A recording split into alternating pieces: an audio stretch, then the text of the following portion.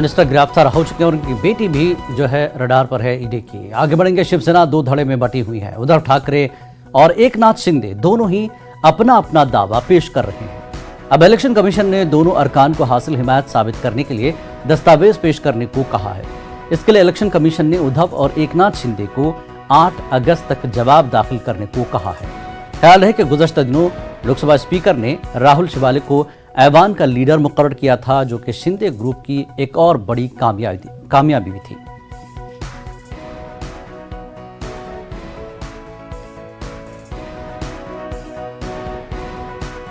और अमित हमारे नुमाइंदे इस वक्त मुंबई से हमारे साथ जुड़ चुके हैं। अमित, एक और झटका उद्धव ठाकरे को दिया जा रहा है इलेक्शन कमीशन के जरिए, ये कहा जा रहा है अब एक बार फिर उद्धव को अपनी अक्सरियत साबित करनी है, जो कि वो असेंबली में तो नाकाम रहे। अब आगे का क्या प्लान है उद्धव ठाकरे का?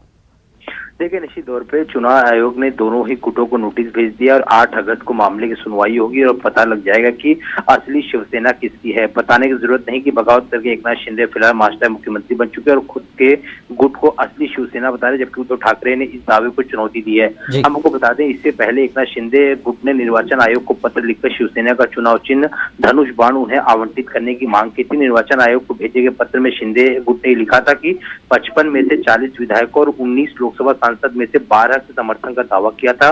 साथ ही लोकसभा अध्यक्ष ओम बिरला और महाराष्ट्र विधानसभा अध्यक्ष राहुल नार्वेकर द्वारा दी गई मान्यता का हवाला भी दिया था।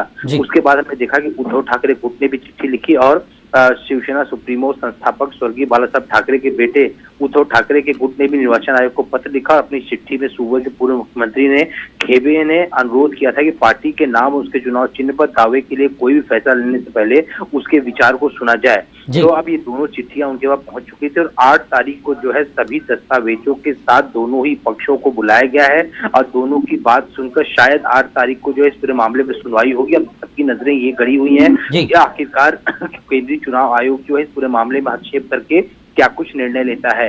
लेकिन अभी तक तरफ कोर्ट में मामला चल रहा है, तो इस पर कुछ असर हो सकता है कोर्ट के हवाले से? देखिए, चुनाव चिन्ह जो सिंबल का मामला है वो चुनाव आयोग ही हल कर सकता है। इसमें कोर्ट का कोई भी आक्षेप नहीं होता। जैसा कि हमारे जो राजनीतिक जानकार हैं और जो नियमों को जो है हमेशा देखते रहते हैं, जो कानूनी सलाहकार है, उनसे भी हमारी बातचीत हुई। उनका साफ तौर पे कहना है कि ये मामला जो धनुष बाण का है ये सिर्फ और सिर्फ चुनाव आयोग में ही जाकर सॉल्व होगा। वैसे आज संजय राउत ने भी साफ तौर पे कहा था शिवसेना सिर्फ एक ही है और वो बाला साहब ठाकरे की शिवसेना है, उद्धव ठाकरे की शिवसेना है। तो लगातार मैं आपको बताऊं, उद्धव ठाकरे भी जो है वो लोगों से मुलाकात कर रहे हैं। उनके पुत्र आदित्य ठाकरे जो है रैलियां निकाल रहे हैं, जगह जगह महाराष्ट्र कोने कोने में जा रहे हैं, लोगों को जोड़ने की कोशिश कर रहे हैं। और वहीं दूसरी तरफ जो भी आदित्य ठाकरे उद्धव ठाकरे का बयान आ रहा है उस पर शिंदे गुट की भी प्रेस कॉन्फ्रेंस हो रही है और लगातार उनके बातों को जो है दरकिनार किया जा रहा है और ये कहा जा रहा है कि आदित्य ठाकरे उद्धव ठाकरे की बात झूठी है, हम ही असली शिवसेना है। कल भी हमने देखा कि दीपक केसरकर जो शिंदे गुट के प्रवक्ता है, उन्होंने प्रेस कॉन्फ्रेंस में साफ तौर पर कहा कि असली शिवसेना हम ही, हमारे पास 2/3 बहुमत है और अगर हमें कहीं और जाना होता तो अभी तक हम दूसरी पार्टी ज्वाइन कर लिए होते, लेकिन हम अपनी ही पार्टी में, शिवसेना हमारी ही है और हमारे लोग हमारे साथ हैं। किस तरह से जो इन विधायकों को, इन सांसदों की बातें नहीं सुनी गई पिछले कई सालों से ये त्रस्त है और यही अपनी सोच लेकर ये हमारे साथ जुड़े हुए हैं, तो असली शिवसेना हम ही है। तो बिल्कुल 8 अगस्त तक जवाब मांगा है, इंतजार किया जाएगा क्या कुछ इलेक्शन कमीशन फैसला करता है। बहुत बहुत शुक्रिया अमित इस पूरी जानकारी के लिए। तो और आगे बढ़ेंगे अगली खबर की तरफ। उत्तर प्रदेश के हाथरस में